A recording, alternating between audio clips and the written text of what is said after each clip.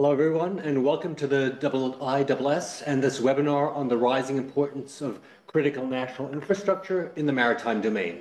Joining me, and the real reason you've joined, are Nick Childs, the IISS Senior Fellow for Naval Forces and Maritime Security, and on his right, Jonathan Bentham, one of our specialists in maritime issues in the IISS. I'm Robert Wall, I'm the editor of the Military Balance. This event is part of our launch of the Military Balance 2024, which came out just a few weeks ago. The book's core theme is that we have entered a new era of global security, an era of contested power in which no region and no domain is free of conflict. Many of you know the book and will be familiar with the fact that each year it features what we call a wall chart, a poster that highlights an important issue for global security. This year's wall chart focuses on C&I in the Euro-Atlantic maritime space. It highlights vital choke points, past incidents of disruption, and some of the maritime tools germane to the issue. Jonathan and another of our IISS colleagues, Louis Byrne, are the people who pulled it all together. It really came out tremendously, really happy with it. Why did we choose the topic? In part to highlight how in this era of contested power, there are just a tremendous diversity of threats and threat vectors that states have to plan for, and they go far beyond the military sphere. And while the wall chart focuses on the Euro-Atlantic area, there's ample evidence the issues it highlights are just as relevant in an Asian, Middle Eastern, and African context. So let me now hand over to Jonathan for a more in-depth exploration of these issues. Jonathan, over to you. Yeah, thanks very much, Robert, and thank you to everyone online for joining. I'm really looking forward to this discussion. Hopefully, I'll provide some interesting insights, but in any case, I hope we can also have a very fruitful discussion through the Q&A afterwards. So, as Robert said, this year we focused on critical national infrastructure for our wall chart topic, which is bundled with the military balance. The main kind of focus of my presentation today will be talking about that wall chart, which, as Robert said, I worked on with my colleague Louis Byrne. But just before I get into the wall chart itself, I just wanted to spend a few minutes talking about definitions, about what we mean by critical infrastructure or critical national infrastructure, C&I, as it's more often referred to. So on that basis, what is C&I? Why is it important? And what's so special about the maritime domain? How does that complicate things? So for the sake of the wall chart, we decided to go with a UK definition of C&I. So in the UK, for those who aren't aware, there were 13 national infrastructure sectors, and these include sectors such as defence, health, food, communications, energy, etc. If the loss or compromise of any one of these sectors results in significant social or economic impact, then the infrastructure within that sector is deemed critical. Equally, if the infrastructure within one of those sectors is integral to defence or national security, it's also deemed critical. So in effect, C&I is important because it's arguably a strategic asset to a country. It's integral to the running of society and the running of state. And it's also integral to defence. So also, why is it important from a defence context? Obviously, here in the Defence and Military Analysis Programme, we always approach things considering their defence and their military implications. So with the rise of hybrid warfare, grey zone activity, C&I has become a prime target for either state actors or non-state actors who might want to cause significant harm to a state, and therefore, particularly given the world we find ourselves in at the moment with what's going on in the Middle East and with what's going on in Ukraine, C&I is a prime target of choice for people who might want to cause damage to a nation. Furthermore, in the maritime domain, things are further complicated. So, obviously, it's very convenient for much infrastructure, such as undersea cables, undersea pipelines, to be put offshore or even underwater, and therefore it's out of the way and it's not causing complications on land. Problem is, if it's out of the way, it's also out of sight. And this means that it's a prime target for those actors that might have the capabilities to interfere with it. It's very hard, as we've seen with previous issues such as the Nord Stream explosions, to determine in a short time frame what's actually occurred when damage occurs to CNI, and it's even harder to then attribute blame. And I think this is one of the real challenges that we'll look at today, and that is the challenge of attribution. So if you can't attribute blame to someone, or if you can't attribute fault, it's then very hard to deter against any action, because if you can't point to a perpetrator, you then can't respond, and if you can't respond, you have no credible deterrence. So I think that's why CNI is important, and that's why we decided to make it the focus of our wall chart this year. So this is the wall chart that we decided to go to. It's a print version, as I said, that's bundled with the military balance. There is a digital representation online that some of you might have found when you signed up for the webinar. And please do feel free to play around with that. So why did we go for the wall chart? Well, as I said, there are 13 infrastructure sectors in the UK. Going on a UK definition, we decided to focus on 3 of them for the focus of our wall chart. Most of these are to do with the sort of occurrences of 2022 and the Russian invasion of Ukraine. So first of all, we decided to focus on energy as a sector. Clearly, in the aftermath of Russia's invasion of Ukraine, Europe has wanted to become more independent and has wanted to decouple itself from Russian energy provision. What this means is that essentially energy CNI has become high risk target. It's more attractive as a target to cause more damage to those European nations that are decoupling from Russia. We also wanted to include defence infrastructure, so those are things like naval bases, naval dockyards. We've also seen in the Ukraine war that with the proliferation of uninhabited maritime vehicles, essentially anything connected to the sea is a target. And it's actually, as we've seen, the Russian Navy has really struggled to detect and to take out some USVs that have been used in an offensive capacity. So essentially, anywhere in Europe with a naval dockyard or naval facility connected to the coastline is also at risk.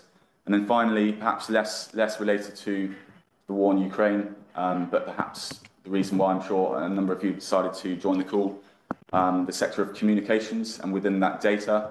So obviously, there's a vast network of submarine data cables traveling all around the world. They really are what connects us, what allows the global, the globe to connect with each other.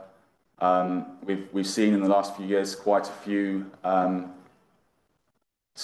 to use an appropriate term, quite a few suspect actions against undersea cables.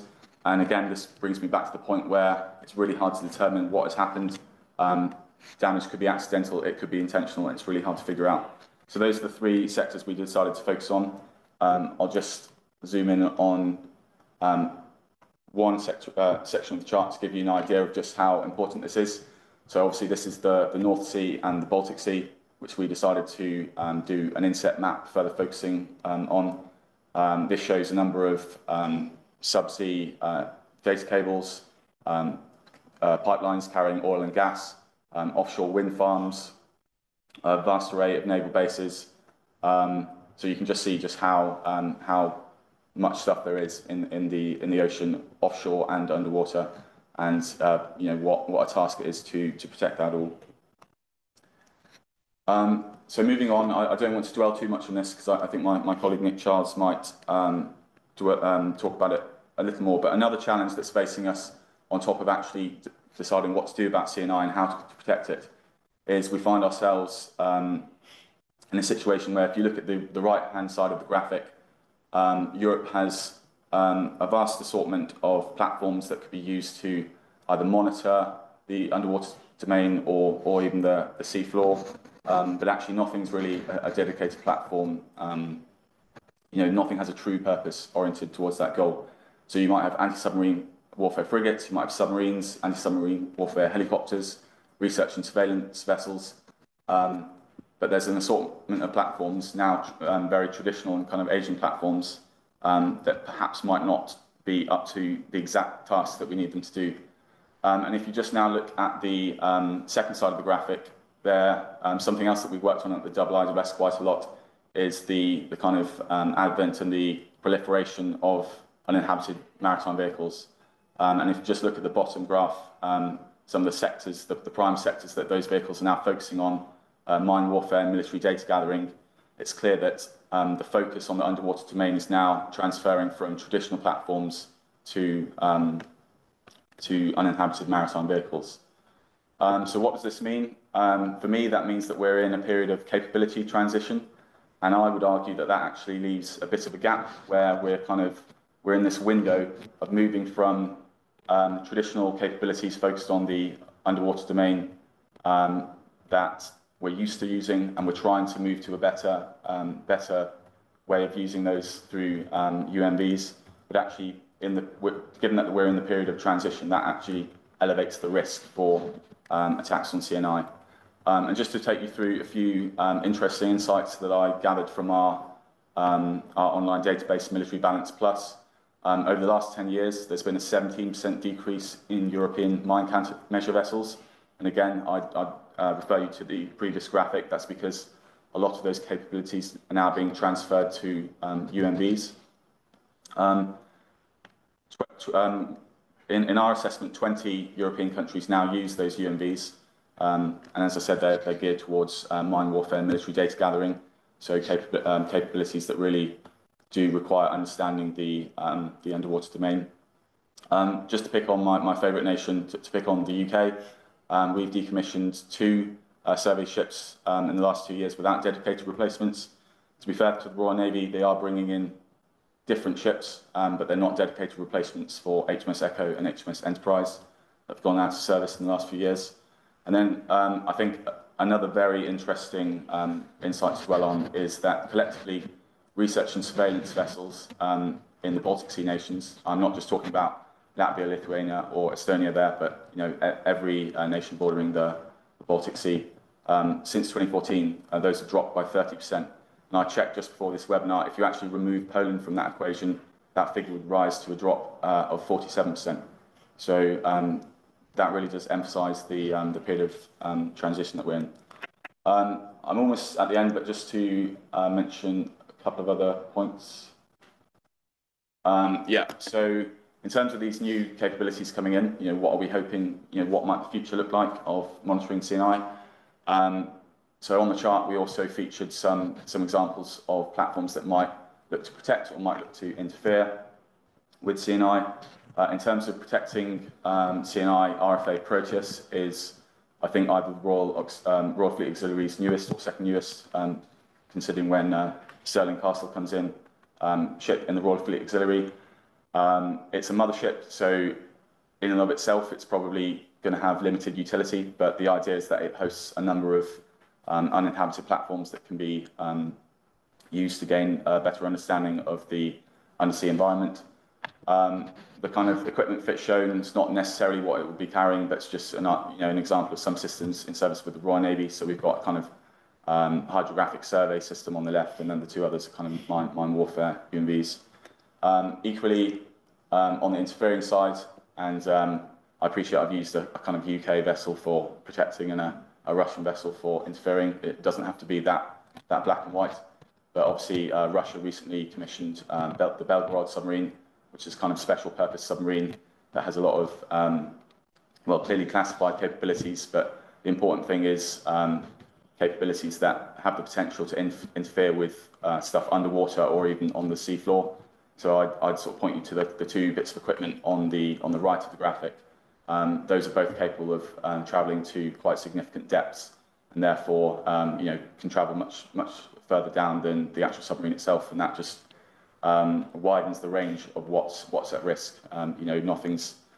Nothing's too deep, too sort of obscure to tamper with. Everything is vulnerable. And I think with that, I will hand back to Robert. Thank you. Great. Thank you very much, Jonathan. And I'll just pass on right away to Nick for his comments. Thanks, Robert, and thanks, Jonathan, first for your remarks, but also for all the work you put into the world chart, along with other colleagues who did so. So what we're essentially talking about are the maritime elements of critical national infrastructure. And the shorthand for that has so often been, because they've been very much in people's thoughts, undersea cables. But as Jonathan made clear, it's much more than that, because there's been a migration of economic and energy activities offshore that complicate the picture. The issues, in many ways, are not new. If you're talking about undersea cables, for example, they emerged, and therefore their vulnerabilities and concerns about them emerged in the latter half of the 19th century. But it's the scale and the dependency on this maritime infrastructure that has risen dramatically, and of course also the issues around the fact that technology has changed and moved on dramatically. In defence circles, there were concerns being expressed about the vulnerabilities back in the middle of the last decade, but it was, as has been hinted, it was really the Nord Stream incident that brought a sea change in people's perceptions of concern and threat. And mostly it did shine a spotlight on deficits in capabilities to monitor and respond to those threats. One of the complications also in the maritime domain, beyond the tapestry of actual infrastructure, is the fact that major maritime infrastructure tends to be not just national, but transnational. And it can also be within territorial waters, within EEZs, but also in international waters, and very often all three. And that presents, amongst other things, multiple legal and jurisdictional issues that need to be dealt with. Much of the infrastructure is commercially owned and operated. And in terms of undersea infrastructure, much of the technology to monitor, maintain, and actually protect this network resides in the commercial sector. Defence, and particularly naval forces, certainly do have a role, but in the end it is going to be another tapestry, a tapestry of organisations, governments, agencies and industry that will form the constituent parts of any solution or response to these challenges. The key will be arriving at the right balance of responsibilities and deciding what the critical capabilities are, and Jonathan alluded to some of those, and that is still a work in progress. Transition, as he put it. Sharing of information will undoubtedly be a critical element of those discussions and considerations. Let's just move on. You've seen this chart before, but as Jonathan had suggested, I just want to return to it to highlight a number of points. It depicts, as he suggested, on the right-hand side, selected European platforms that have capabilities which are relevant, particularly to the issue of undersea operations, albeit that they're for more traditional anti-submarine and mine warfare capabilities. But what are the gaps that do need filling? France was one of the first European countries, certainly early out of the blocks, with an actual seabed warfare strategy that sought to encapsulate some of the challenges around this. And among the capability shortcomings it identified and others have picked up on is Navy's ability to operate in extreme depths, where some of these infrastructure elements lie in depths of more than 4,000 meters. That will be a requirement. It will involve the leveraging of commercial technology. It will also involve making judgments about just how much capability navies need to have to deliver in this area an appropriate level of deterrence and protection. How much is the responsibility of others, especially the commercial sector, will be a key element in that. NATO maritime forces and individual nations have been reacting already to the challenge and have stepped up visible patrolling, and that's going to be an important immediate response that will have some, and has had, I think, some reassurance and deterrent effect. NATO is also involved in a number of initiatives to focus on this area, setting up a cell at NATO headquarters and also a centre to monitor and respond to these in Allied Maritime Command based here in the UK. So too is the European Union. Cooperation and the division of labour and expertise between these two is going to be a key element going forward, and an obvious way forward as well. There are other vehicles that are being employed as well. The UK-led 10-nation Joint Expeditionary Force has been carving out something of a role for itself here and has actually conducted some operations to deliver maritime security and seabed warfare security just in the last few months. The Euro-Atlantic arena has been where countries, for obvious reasons, have been mostly testing the waters of these issues. But as Robert in particular hinted at, this is a global issue. And if there was a need for a reminder of that, it is in the fact that the recent disconnect, as it were, in the Red Sea, undersea cable interference of some description, has highlighted the vulnerabilities and connectivities elsewhere. There are something like 500 submarine cables globally, with a total length of something like, it's been estimated, 1.3 million kilometres. There is more to come. Most countries have a stake in this challenge. Outside the Euro-Atlantic area, there aren't the ready-made security frameworks that exist in the Euro-Atlantic area, NATO particularly, but there are multiple existing frameworks for maritime security cooperation and particularly information sharing that can and probably will be leveraged in countering this challenge. From my perspective, the counter-piracy initiatives that took place in the 2000s, particularly off the Horn of Africa, provide some sort of template of how things may evolve. In some ways, navies that were underemployed at the time because the focus was elsewhere sort of rushed to this as a challenge and something of a raison d'etre for them. But in the end, it was a partnership between navies, which had the challenge of a significant area to cover, plus industry, identifying where the critical risks were and sharing information and cooperating that delivered a solution, at least to suppress the threat. And as I said, in those days, navies were in some ways underemployed. That can't be said now. And on top of that, as Jonathan hinted at, actual numbers of assets are fewer than they were before. So there's more than enough for navies to do, and therefore being part of a solution rather than just trying to be the sole solution will be key going forward. The main focus in all the considerations of the vulnerabilities here tends to be the grey zone. That's in some ways obvious because it's most immediate and because it's the most likely set of issues at the moment. The maritime arena, with its opaqueness, with its complexity, offers the opportunity for covert action, for plausible, even implausible deniability.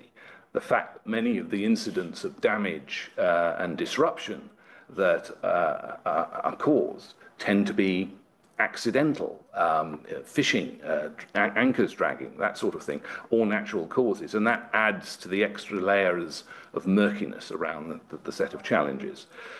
So that is a reasonable reason why that is the focus at the moment. But one thing that shouldn't be neglected, perhaps, is the challenge of actual armed confrontation and how that would affect calculations on both what the threats are, but what the potential solutions are in the maritime arena. There would be less requirement to be covert. then some of the potential targets and points of vulnerabilities for maritime-related infrastructure may be different. They might even be land-based connections and nodes for much of this network, not least because they may be easier to identify and attack. The key to being effective in deterring and countering the threats will be improving maritime domain awareness, monitoring and surveillance to detect and quickly attribute hostile action. That is the challenge, given the crowded and complex nature of the maritime domain. It will require greater cooperation between naval forces and other government, surveillance and constabulary agencies and international bodies operating in the maritime space, as well as industry. And industry will also be key in that issue of resilience and redundancy, which can also be critical and a critical factor, if not in deterrence, then at least dissuasion and, of course, risk reduction for societies. Directly protecting the full lengths of undersea cables and pipelines and networks of that nature, plus the multiple and widely spread offshore installations, will still be a challenge. Nevertheless, if effective intelligence, surveillance and monitoring can be realized and complemented by the ability to counter malign activity, this may at least raise the risk factor for potential hostile actors sufficient to deter and dissuade, though it's unlikely ever to be a completely watertight solution. Great. Thank you very much, both of you. We already got some questions coming in on the chat, and just a reminder to everyone, please post your questions there. I'll present them to experts here, or I might bundle a few. So a lot of the questions that have come in so far really deal with one of the issues you've talked about quite a bit, Nick, which is how to organize all this and the collective effort that may need to go into it. I think maybe, if possible, what you'll give us a few more thoughts on that is particularly around things, who leads and perhaps to some extent who pays in something that crosses potentially so many borders. I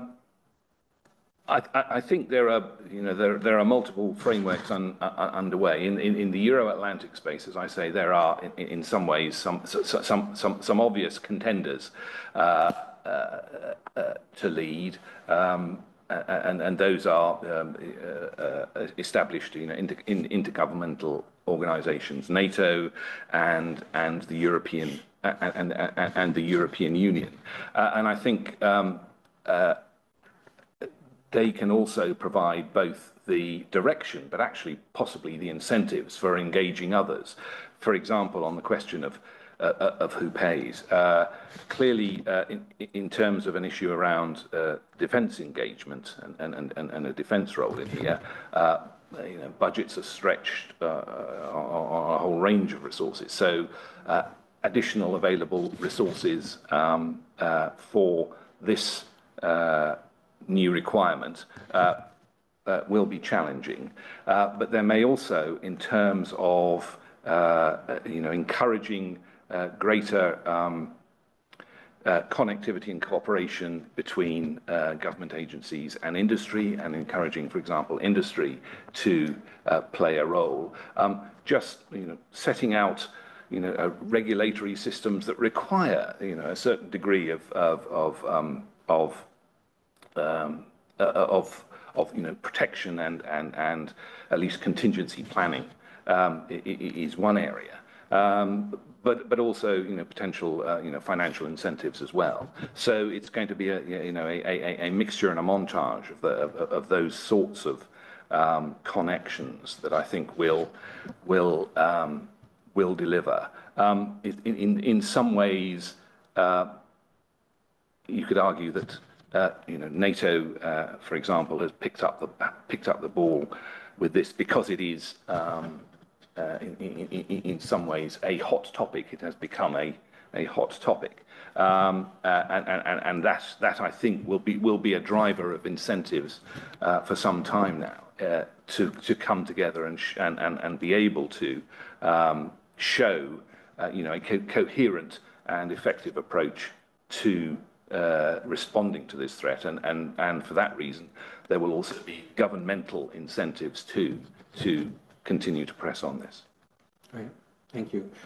Question here that looks like probably for you, Jonathan. I was thinking of the nature. You've talked about the dwindling crude assets that are available in this space to do the monitoring. I guess the question is really, what's the midterm outlook for stemming that decline? And is there anything kind of on the horizon that would suggest assets that would be useful for this mission are coming into inventory at some point? Yeah, thanks. Yeah, I mean, I don't know if I have any clear-cut answers, but I think in terms of, I mentioned in my presentation the importance of deterrence and how that's almost impossible to achieve. I think the fact that we're starting to see in Europe, just action geared towards protecting CNI, that in itself, although it might not be as effective as being able to deter, elsewhere, in the sense of actually doing what's possible, it is providing some sort of deterrence. It's saying, look, we're aware of the risks. We're investing in capabilities, and we're taking action. I still do remain kind of dissuaded that anything's going to emerge anytime soon. If we look at the Royal Navy solution, for example, again, RFA Proteus, it's still very much an experimental vessel. I think it would be fair to say. Both Nick and I, we spend a lot of time waiting to see what's going to come out, and kind of still trying to work out what platforms, what systems are going to be used on board. And I think even from the Navy's perspective, even if they've got an outfit now, it's going to keep changing. So,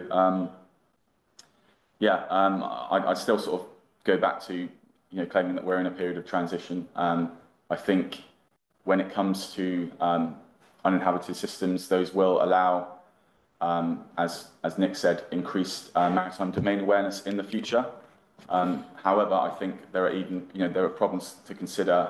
We can't just, for example, flood the oceans with UUVs or USVs and hope to just have kind of satellites in orbit. But in the sea, there are environmental factors to consider, there are legal factors to consider. So I think clearly everyone's seen that as the way forward, transitioning to more kind of autonomous systems, but it remains to be seen when they will truly become effective and whether they'll have any luck in deterring. Maybe I'm going to follow up actually with my own to that for either of you. I'm curious. We obviously are seeing quite a few new submarine programs underway to modernize existing systems. To what extent do you guys have the feeling that they are adequately considering this mission set in their requirements for sensors, the ability to detect and perhaps deal with, versus the traditional submarine missions of the years past? Shall I kick off? Yeah, I'll have to jump in afterwards. There are elements to that in the sense that I think there is a focus as far as submarine capabilities and operations are concerned on being able to engage and provide a counter, given that some of a significant number of these capabilities are to threaten are themselves submarine based, and Jonathan mentioned our focus in the chart on the Belgorod submarine. Of course, there are the jury remains out, at least in public terms, over what happened in Nord Stream with the Nord Stream incidents and so on and so forth. But the one thing that's not deniable is that of all countries, Russia has invested a significant amount in precisely the capabilities, many of them submarine-based, to be able to threaten undersea infrastructure in particular, and being able to, having submarines that can track and monitor those potential threats is a key element. On top of that, I think there will be a sense of, submarines as they evolve will also be evolving as hosts for uncrewed systems themselves, which can also play a role. But it will be, I think, the main area in the undersea space where we will see change will be in those uncrewed systems in the future that are the specialist systems that can do the deep diving and if necessary can investigate and potentially also protect or at the very least repair these undersea infrastructure nodes, whether it's cables or pipelines or the like. Do you want to add something? Yeah, so I just sort of widen open the sort of thought process to what is a submarine. We typically think about submarines as kind of large vessels that go underwater, but again, with the proliferation of uninhabited maritime vehicles, you could argue that a UUV is a very small submarine. I think whereas like traditional submarines want to remain hidden and not be seen, when it actually comes to protecting infrastructure, conceivably you actually want your UUVs or whatever they might be to be seen. You want adversaries or people who might want to cause harm to CNI to see that stuff is being monitored. So I appreciate it's perhaps more focused on interfering or repairing CNI, but actually when it comes to monitoring and again increased maritime domain awareness, I'd say actually it's almost kind of reinventing. We should think more broadly about what we mean by submarine and what submarines actually now do and what the sizes are. Terrific, thank you. We have a UK-focused question here. It's really interesting, though. To what extent will the discussion of CNI likely feature in the next integrated review? And we just had an integrated review refresh. It's kind of hard to think that there'll be another one out, but probably is pretty soon. So anyway, Nick or Jonathan, what do you think? To what extent is this on people's agenda and will feature? I think it was on the agenda anyway, and I think everything that has unfolded, not just in the maritime domain, with, for example, the specific reference to Nord Stream, but more generally, everything that has emerged from the conflict that we've seen over Ukraine, the Russian aggression there, has underscored concerns about societal resilience, the fact that clearly critical infrastructure has been the target of significant attack, in that conflict, and that has thrown up even more issues around resilience and at the societal level, but also how to protect all sorts of different elements of critical national infrastructure. So I think it will only increase as an issue of concern going forward. And could I just jump in with a perhaps sceptical point? So obviously, ideally, policy and strategy should inform what equipment you have. The UK is in a bit of a position right now where, particularly when it comes to the Navy, it doesn't necessarily have everything that it might want, and it has now invested in, it's increasingly invested in uninhabited maritime vehicles. It's invested in RFA Proteus. I think it has plans to get a second MROS sister ship. It's investing in motherships for mine countermeasures work, so RFA Sterling and Castle, that will soon be operational. So while policy and strategy should inform what follows, I think there's already been a fair bit of investment in equipment that is, on the path to this kind of new way of approaching the maritime domain, and for that reason, I think whoever the next government is will clearly double down on CNI, and given it's already invested quite a lot in assets that might protect it. Thanks. Interesting question here about the big tech and the use in funding from big tech in some of these cables that are specific to them.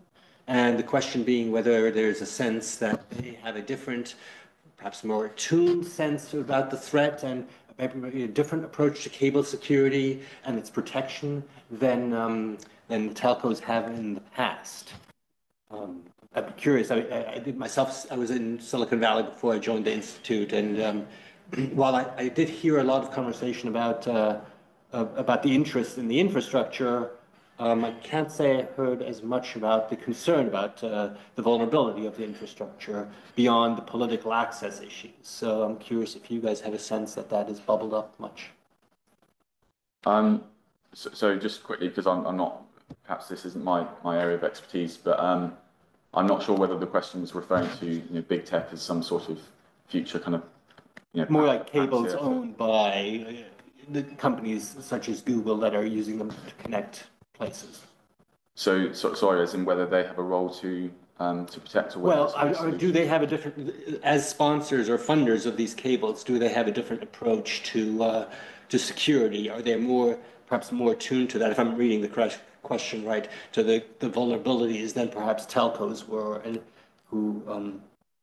Yeah. So I mean, again, I think just sort of briefly because I don't want to elaborate too much on something I'm not complete expert in, but I'd say again, it comes back to what's critical national infrastructure. I think there is a lot of infrastructure out there that won't necessarily be critical.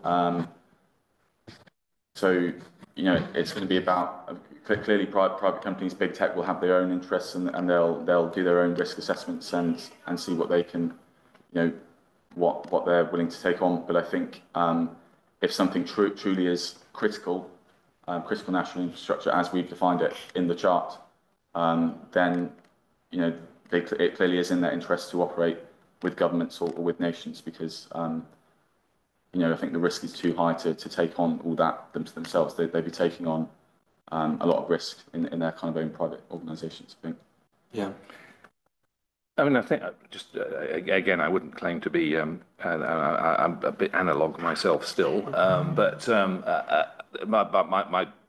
for what it's worth, my 2 pence on this would be that I would imagine. For a business, for any business, whichever it is, the issue is what the impact would be in terms of denying access to the business, and therefore, what would be of concern to them would be any impacts on this infrastructure that absolutely curtailed their ability to deliver a service. So, I would have thought they would be in the same space in terms of looking at issues of, for them, what redundancy and resilience mean, the irony in some ways is that the major issues. If you look at maps, and there are plenty out there, the global perspective on undersea cables, and this is just a snapshot of the Euro-Atlantic area. People tend to focus on those areas where there are a huge plethora of cables. In many ways, they may not be the main areas of vulnerability because there is redundancy there. It is those connectors where there isn't the redundancy, and we saw that. There was a natural disaster. We saw that with the problem with Tonga that basically had one cable, and issues around those regions where there is limited resilience, where there will be the main concerns, and what that means in terms of connectivity. Yeah. I've got a question here that talks to the. I think there are some of the issues of the need for cooperation or potential need for cooperation in this space beyond just specific regions. The question is really. Given what you guys have talked about, what will be the extent of cooperation in the maritime domain between NATO, for example, and littoral states in Africa? Very interesting idea. I mean, I think it gets to the larger issue. How do these are not security issues that are not just within, let alone one country. They're not even within a region. They span multiple regions often. So, anyway, if you had any thoughts. I think it sort of adds to the shopping list of concerns. NATO already has reached out, and there are interactions with particularly North Africa in terms of issues around the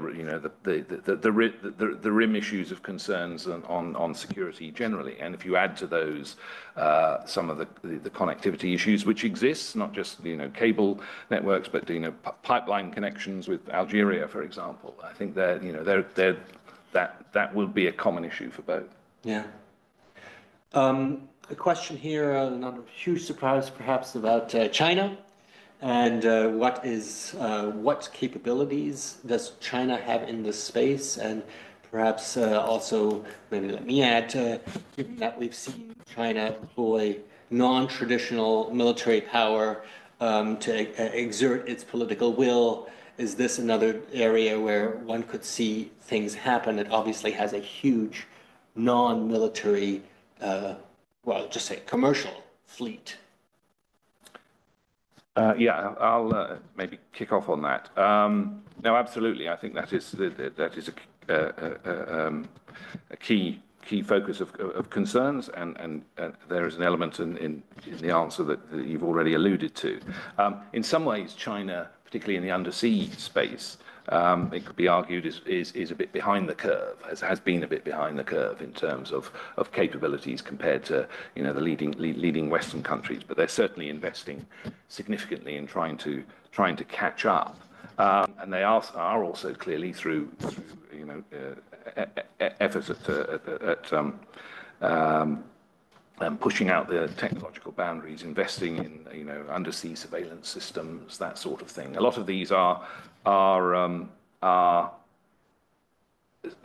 primarily defensive in terms of trying to create a bastion kind of environment for South China Sea to prevent the US and others being able to operate freely in there. But they could also potentially have an offensive capability. Likewise, their ability, what they are clearly investing a lot in is seabed mapping, not just in their near waters, but much further afield, and they're investing in crewed systems. The military balance includes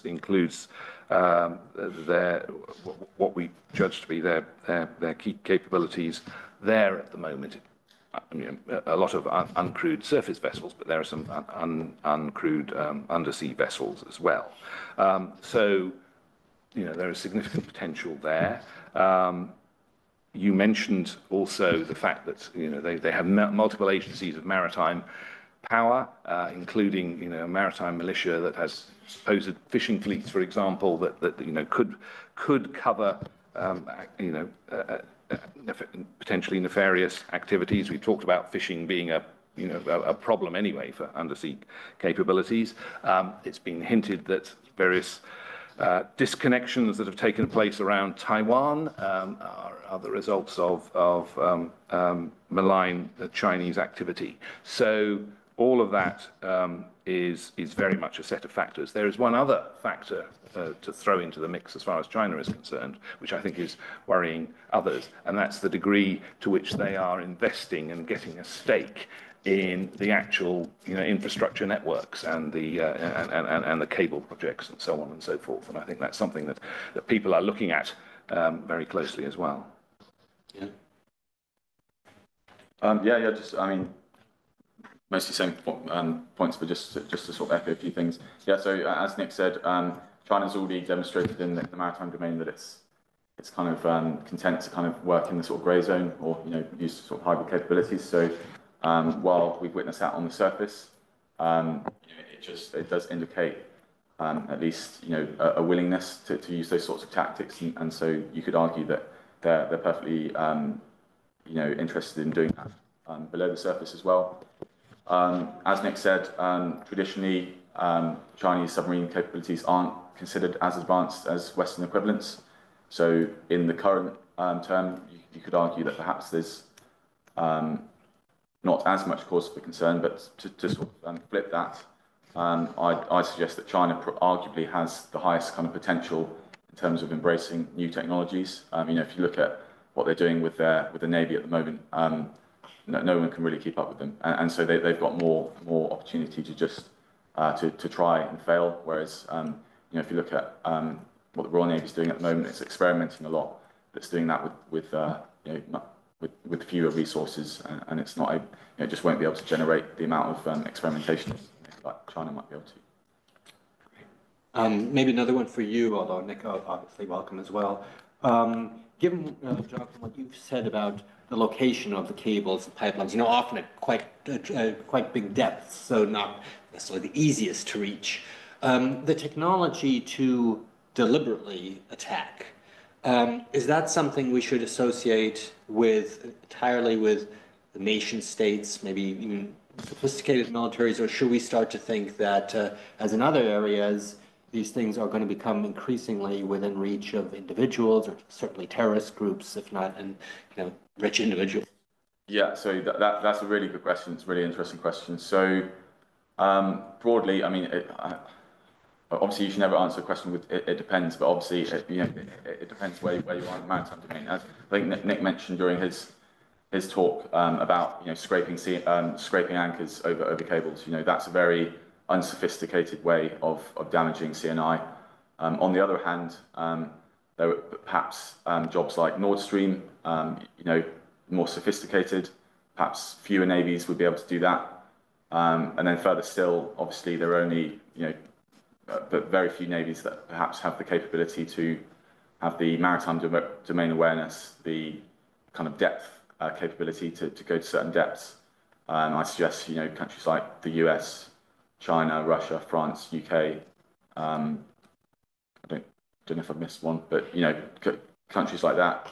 But yeah, so although again it will depend sort of what you're targeting, I think the question on non-state actors is really interesting. And again, sorry to harp on about it, but the proliferation of uninhabited maritime vehicles. We've seen we've seen the Houthis using UAVs in the Red Sea, and obviously in Ukraine, we've seen people like to effectively refer to Ukraine as a country that doesn't really have a navy, and yet it's being able to use UMVs to devastating effect against the Russian Black Sea Fleet. So I think those both examples of just what uninhabited vehicles can do for allowing a sort of an asymmetric kind of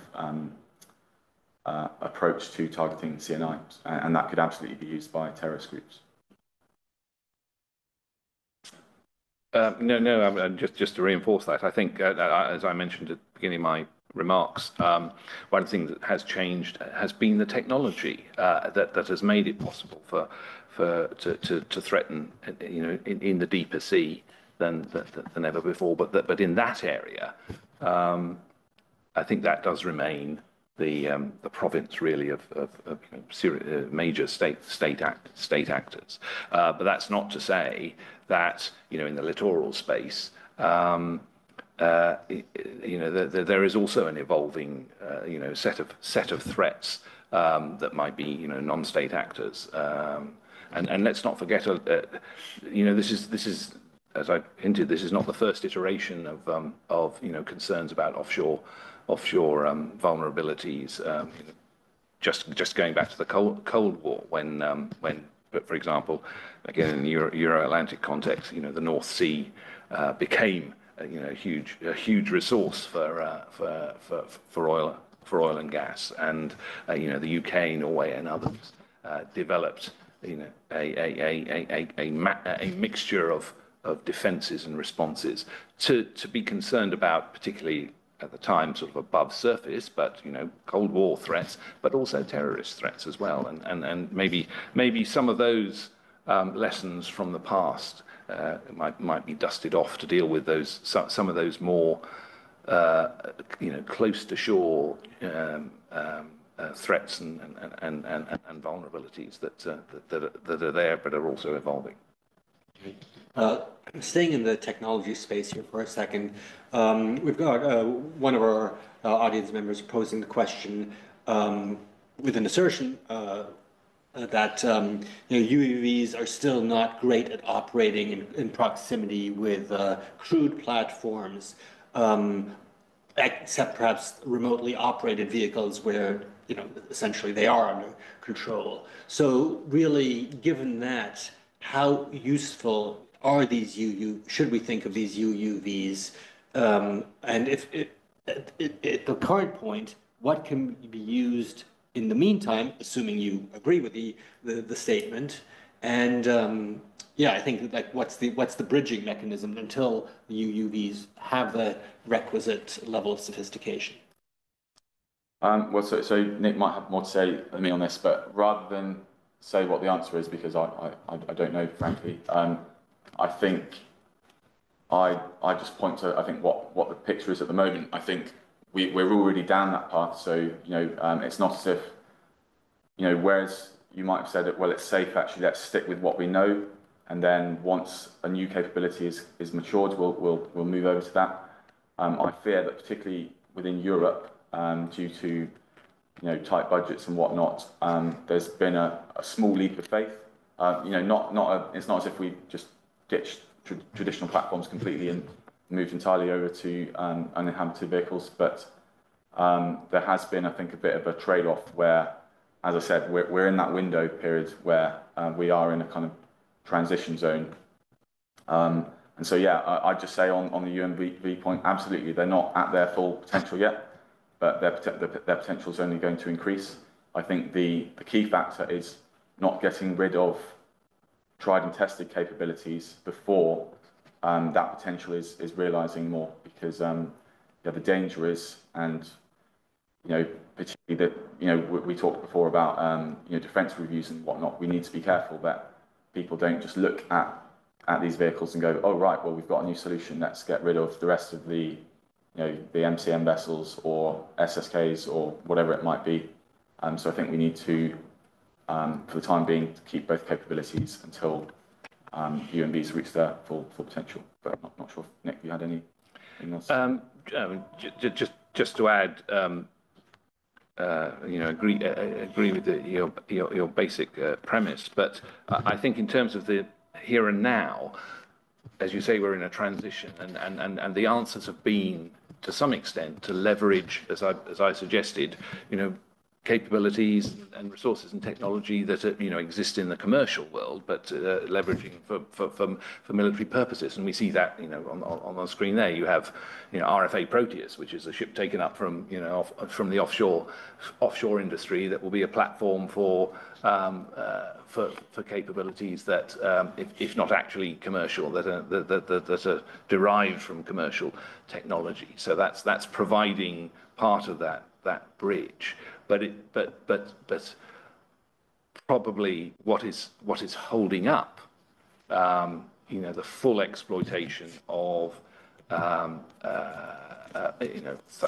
thoroughly developed and more sophisticated uncrewed systems is trying to work out A, the doctrine, but B, the technical and operational requirements around fusing together crewed and uncrewed systems, particularly in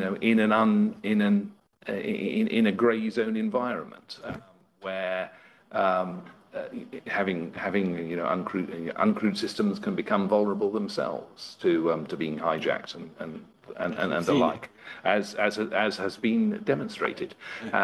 So that it is getting to grips with that, I think, that has in some ways held up the transition to more advanced capabilities. Terrific. I'm conscious of time, so I'm going to take two more questions. I also want to, in advance of that, thank the audience for the great engagement here. I apologize for not being able to, we're not going to be able to get to all of them. But let me pick the next one here. A question again about cooperation and what mechanisms do you see either existing or maybe should people think about to creating how to share information about CNI risks, both those within territorial waters and those without?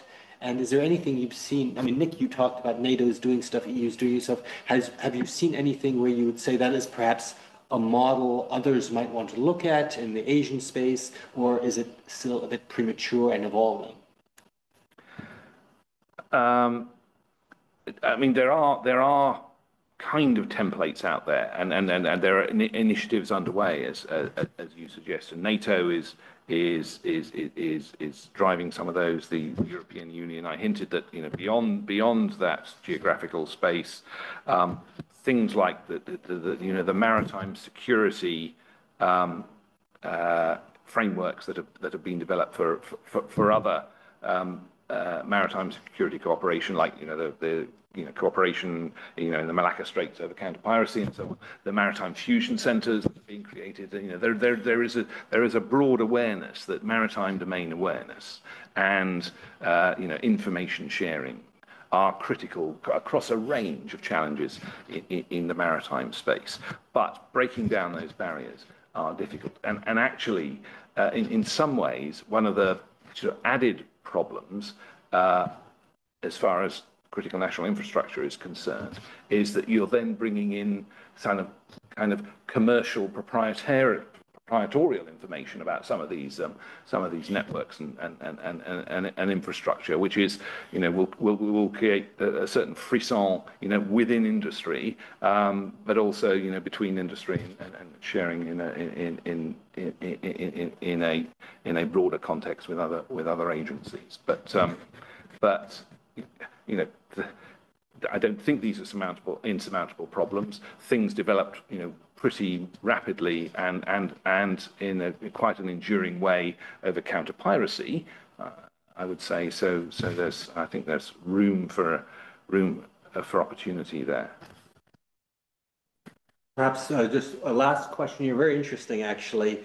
One about how much it gets at the point, how much do we actually know about the vulnerability? As in, has anyone actually done good physical penetration, not cyber here, talking about cyber, physical penetration testing to see where the main vulnerabilities lie?